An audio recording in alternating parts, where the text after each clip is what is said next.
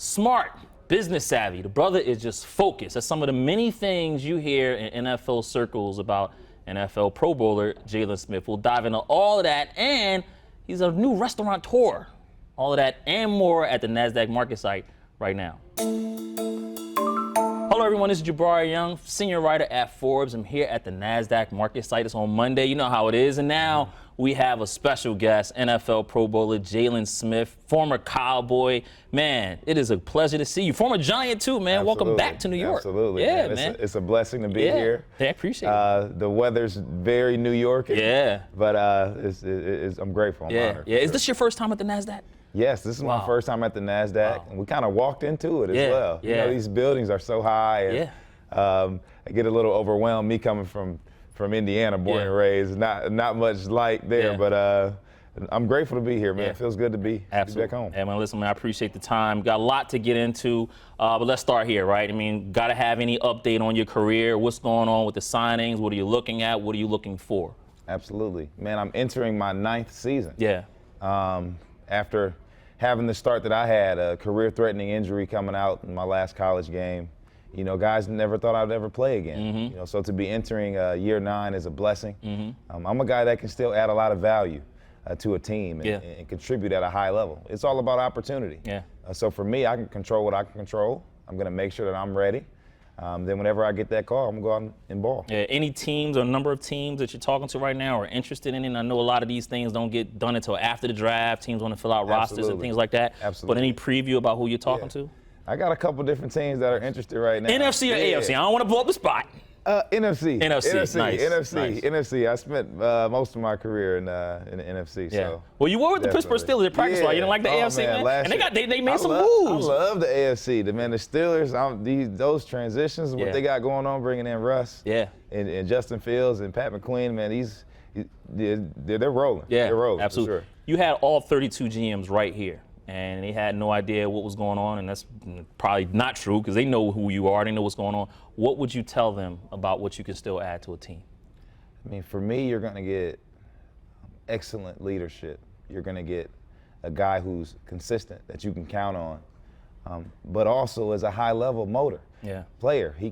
I can go out and produce and have serious production on and off the field, but also in the locker room as well. So I'm a guy that's ready. And the proof is in the pudding. Watch the film. I'm ready. Absolutely. Listen, man, why not go back to the Cowboys? Man, listen, why not, man? I mean, you still live in America's Dallas? Team. Absolutely, man. Dallas. Absolutely. Live in Dallas. Get into that in a minute, man, because you spent a lot of your career in Dallas, about 5.5 seasons there. But as you're here today, Junior Ramen Bar, you're into this new restaurant now, restaurant franchise, and you added your first one. It was in August 2023, back at the campus Notre Dame. Why restaurateur? Why Ramen Bar? Explain this decision to me. So I am deeply, I have a deep love and passion for Japanese art and culture. And then my first job was actually at Burger King. My senior year of high school, I worked at the local Burger King in the hood, Fort Wayne, Indiana, for about 7 months. And that's when I grasped the idea of wanting to become a restaurateur. A guy by the name of Junior Bridgman, former NBA player, has had tremendous success in the restaurant industry, and he's a guy that I've looked up to, and I never wanted to be remembered as just being a great athlete. I've always desired more information, deeper relationships. You know, to be able to add value not only to the legacy, but also, you know, creating a generational wealth. You know, so group economics matter for me, and I'm just a guy that's always trying to learn. So tapping into Junior Ramen Bar is a phenomenal feeling. We got over 60 locations right now worldwide, but we're growing. And a Japanese ramen cuisine the food is amazing. We have whole grain options. We have vegan options. Everybody loves ramen, especially when it's cold. Me being from Indiana, it made no more sense than to be bringing a location to my alma mater, Notre Dame. Yeah. So I'm excited this year. You like cold ramen, man? That's the first time I've ever heard something like that. I like my ramen cold. No. You like your ramen cold? No, I don't like mine's cold. I like mine's hot. I'm saying when it's cold outside. Oh, when it's cold outside. I was like, saying, who the heck like cold ramen? When it's cold outside, everybody likes ramen. Absolutely. Yeah, absolutely, man. And that's when you're talking my language now. You take it out of the microwave, spring it on there.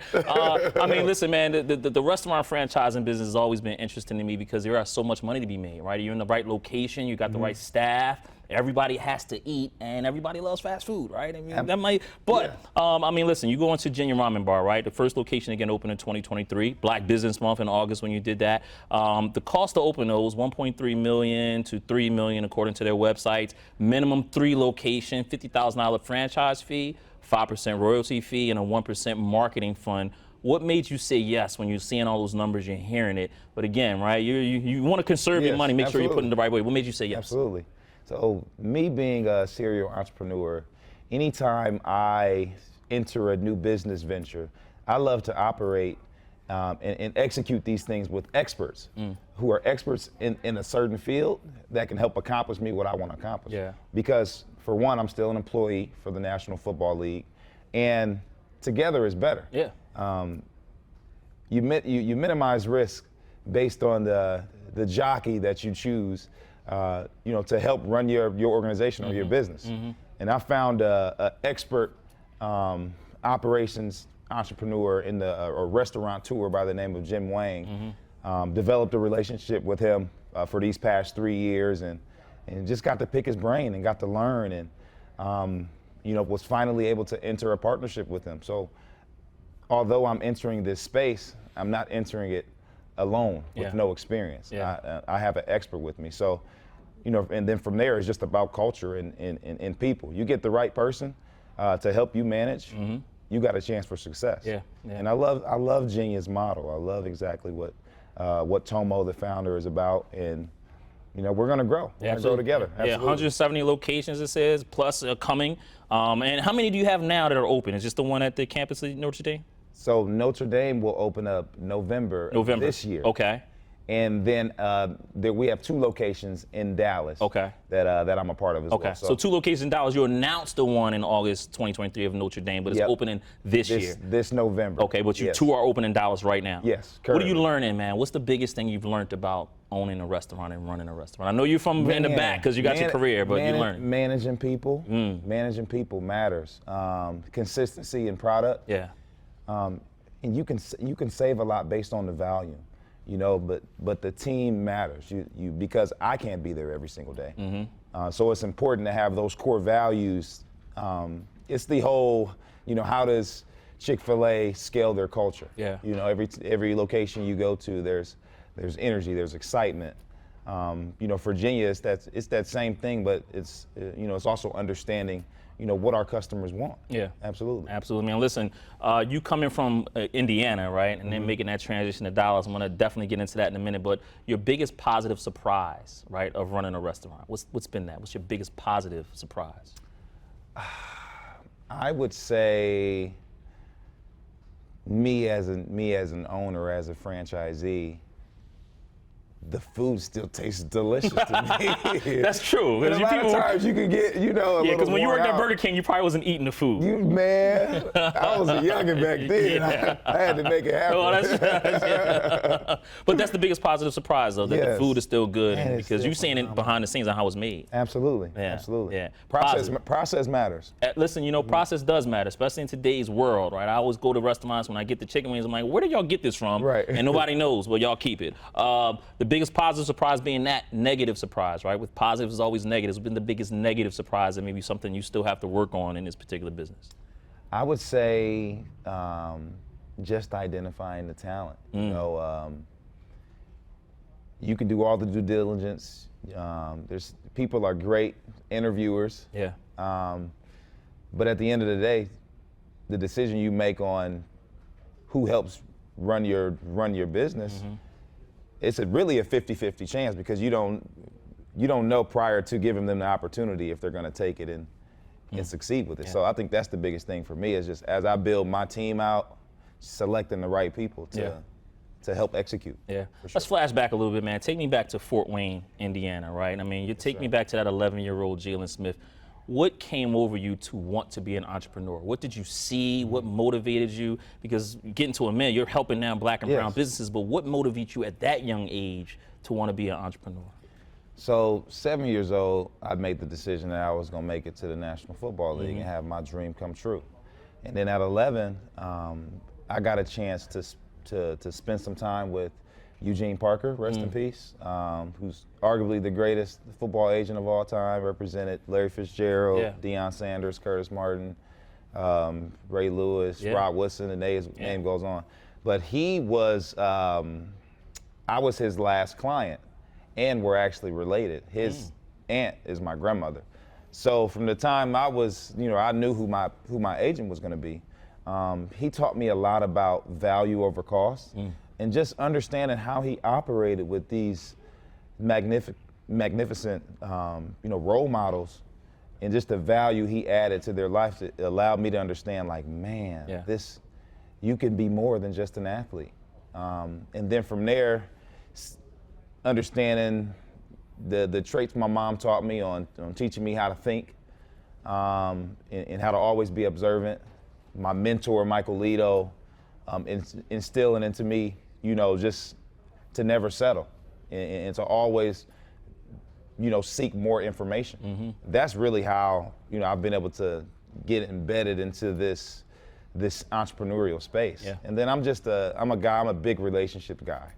I love growing and nurturing relationships, and I'm a sponge. I'm always soaking things in. Like I don't never want to stop learning. So I feel like that's really what's gotten me here to this day, and we just got to keep going, man. It's people that's looking at us, for advice and for love, and we can give them that information. Now you take those talents, man. Again, you wanted to be a football player at age 7, mix that with the entrepreneurial spirit at age 11, and then you go to the Fighting Irish, right? Phenomenal career there, and everyone knows you were trajected to be a #1 pick, and then an injury happens, right? But you still end up on the Dallas Cowboys, right? Started your first season, was that 2017? You first played. And you go on and make the Pro Bowl in 2019, $33 million according to Spot Track of what you made total in your career. But you remained positive throughout the whole time, even when you were going through your injuries, man, and here you are, maybe the career didn't go the way you planned it, but you're still at it, still going. How do you remain so positive when you go through a devastating injury where you may not ever play again, you play again, you get to America's team, right? The spotlight doesn't get any bigger than Dallas, right? Make the Pro Bowl in 2019, and you're there, right? We met in the 2020 at the Super Bowl. In Miami. In Miami. And maybe, again, your journey, but it doesn't go the way. How do you remain so positive through it all? Man, I constantly seek information. And sometimes the best way to grow is to go through it. And to be aware of the emotions, of the high vibrations, the low vibrations. I'm just constantly trying to grow as a human being. Having that passion for the game matters. But also having the passion for business and understanding the different business decisions that are being made. All of these different things that I've experienced, I've been able to apply it to my database, if it makes sense. And then from there, it's just about, man, it's a lot of people that believes in me. And I focus on proving them people right, than proving people the naysayers wrong. But I'm focused, man. I'm happy to be where I'm at, for sure. You look at your 5 seasons plus in Dallas. If you can describe it in one word, what would you say? Man, one word, I would say resilient. Resilient. Why resilient? Resilient. Because every from getting there in 2016, being drafted with Ezekiel Elliott, Dak Prescott, we all came in the same class. Seeing them add value right away. And, obviously me, prior to my injury, going to be a top 3 pick. And having to sit out my whole rookie year, understanding like, man, I should be right there adding that same value. Motivated by coming from an injury where I couldn't lift my foot up for an entire year. but understanding that, man, just take this thing day by day and embrace the season I'm in. That's what I did when I was in Dallas, man. I embraced every season I was in, coming back that next year, getting better every single game, coming back the following season, having a breakout year, a playoff victory, big contract, then coming in entering the Pro Bowl, making a Pro Bowl season and being a team captain, all of these different things that, from trial to triumph, it just created an opportunity of experience. I went through a lot of adversity there. Yeah. But I never stopped growing. So that's the biggest thing why I would say, my time in Dallas for sure. Yeah. And I'll never leave Dallas. No, I mean, listen, we were telling you still live down there, and we were joking off camera. I love it. If you watch it, you know I love the Plano, McKinney. I love it, right? I mean, they just opened up the Dutch Brothers, Whataburgers down there. I love the Texas. Yes, sir. But, as much as I love that city and, everybody follows the Cowboys, is it a distraction playing for the Cowboys at all? Because a lot of responsibility comes with that. You're on a national stage almost every week. I mean, to whom much is given, much is, required or expected for sure. Yeah. Jerry Jones, the greatest salesman in the world. You got a lot of opportunity for growth, being in those situations where, the platform is number one, and then, but I think it's all about you. It comes down to you at the end of the day, none of us can do this on our own. It's important to have a team around us. You individually to be able to accomplish yourself, having people around you to push you. But God ain't gonna put us through nothing we can't handle. I think in the core. Yeah. In the core. Absolutely. Yeah. Do you pass that message off to teammates? And I say that because Leighton Vander Esch, your former teammate, right, just got released by the Cowboys, and I want to ask you this: when you see things like that, when you go through things you went through, does it change your perspective about the short-term life in the NFL? Because guys get in, it feels a long time, and then you look up, it's over. Absolutely. Have you talked to Leighton, and how would you advise him about what to go through in this process right now? Man, Leighton's a strong guy. He's a guy that's rooted by family. His wife just had a baby. His focus is outstanding, so he's going to be fine. He's had a lot of time to really deal with his pains and understanding, his situation and what's going on. The Father Time is undefeated, but also, man, he's beat a lot of odds, so I love him, and I feel for him because, I've been there. I understand what it's like, so having experience, but also having love for, a guy that, we've shared a bond together. Yeah. That's the relationship that lasts forever. Yeah.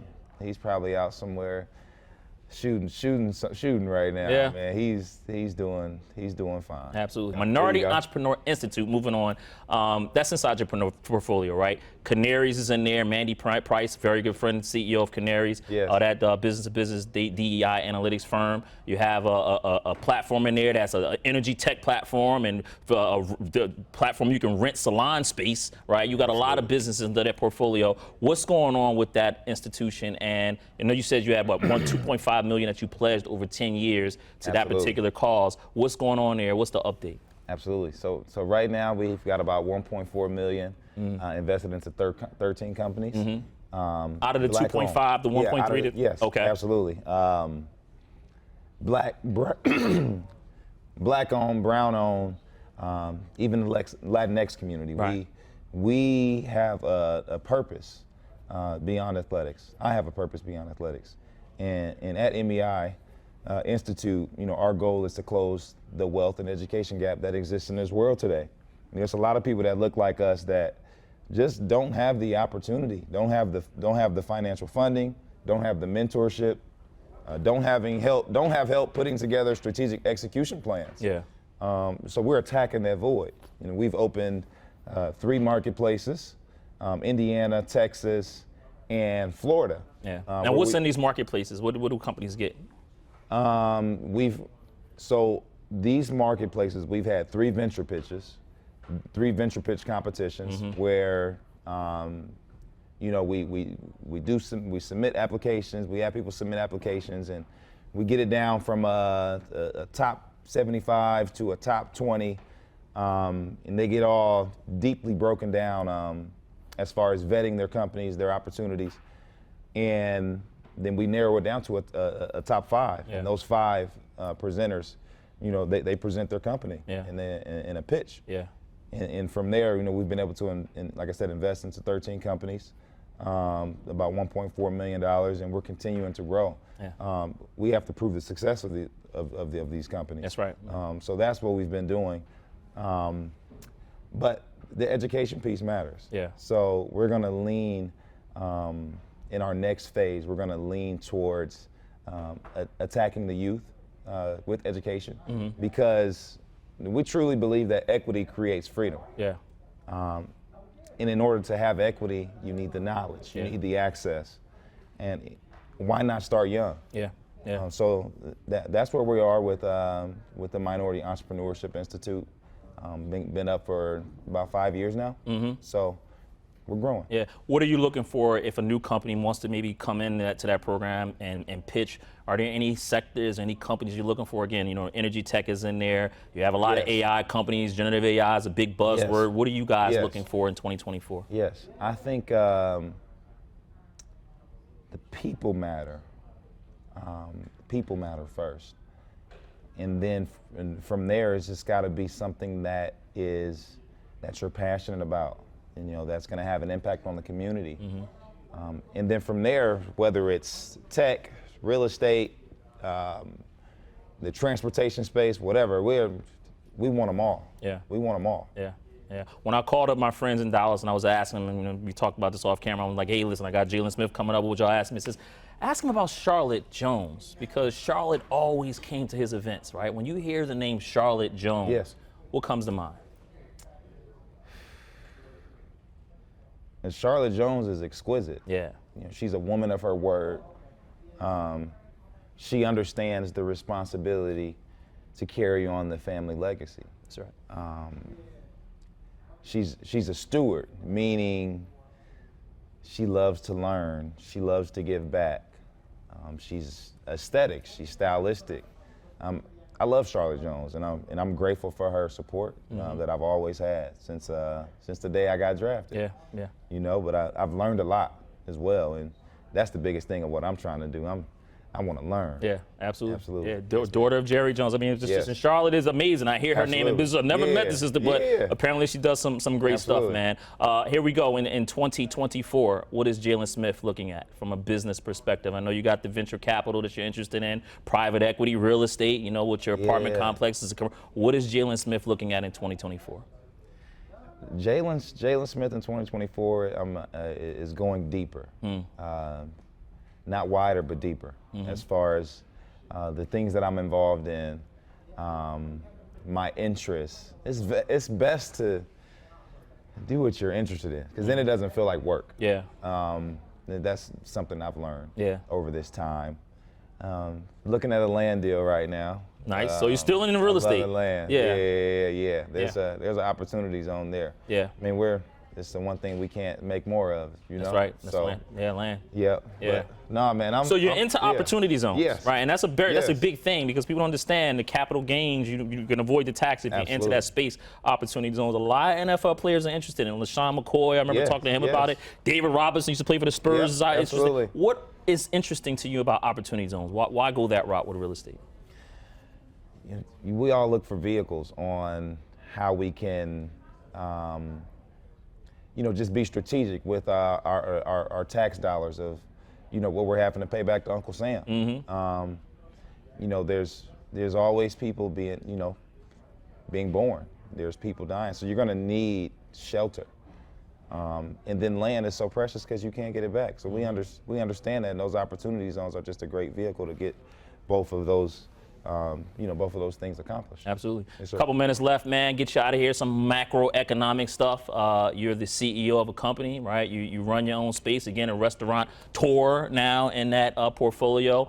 What are you looking at when it comes to the U.S. presidential race? What do you want to hear without choosing sides? What do you want to hear from the candidates as a black man in America? And again, somebody who owns your own company, a player as well. What do you want to hear from U.S. presidential candidates? I just don't want the typical cliche. I want the truth from, our next president. Our next president candidates. I want them to be honest. I want them to be in depth. But I'm a guy that's a man of truth. And I'm a man of my word. If I say I'm going to do something, I'm going to do it. Yeah. You know, so the leadership matters. You know. Absolutely. Yeah, that's what I would say about that. Yeah. NFL PA, right? You guys have a new executive director, Lloyd Howell Jr. I've never met him again, but behind the scenes, I'm hearing he's business minded. He has plans. Have you spoken to him? What do you want to see from the next executive director? I haven't met him, but I've heard great things about Lloyd as well. Yeah. We have a 2,000 plus union members, man. There's been a lot of change. I think there's been a lot of change that I've seen as far as in these past 8 years that I've been in the league. Good or bad? I think good. Good. I think good. I think it can be better, but I think the biggest thing is getting the active players involved. We need to be more involved. Yeah. I think that will help, you know, the people who speak for us. Yeah. You know, if we actually get involved and all of our big time guys get involved. Yeah. I think that's something that needs to take place for sure. Yeah, absolutely, man. Get you out of here, man. Listen, when you were injured, you had that moment where you were reading a lot. You were going through business books, right? At Forbes BOK, our leadership platform here, they love that stuff. They love reading about having a nice book. Springtime is here. Everybody wants that nice leadership/business book to read. What do you advise? What would you tell them about a good business/leadership book to read now that we're here in March? I would read Traction. Traction. By Gino Wickman. And the book is about the EOS model, the Entrepreneurship Operating System. And they have a system, they teach a system on how to properly put together an infrastructure in a company. From a partner criteria, accountability chart, a meeting directive, understanding 90-day rocks, understanding the vision of where you want to go. I think that's a great, phenomenal book. There's about 100,000 companies that use this system, the EOS model. So I think Retraction by Gino Wickman. Let's check that out. Nice, man. Well, listen, I get you out of here on this one, right? Because my favorite business book is Good to Great by Jim Collins. I love that book, man. That's my one, man. That's a phenomenal book, man. What is the difference from Jaylon Smith's perspective? What is the difference between a good entrepreneur and a great one?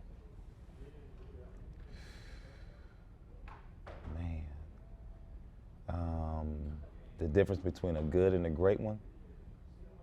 I think the great ones never get comfortable. I think the great ones never get comfortable.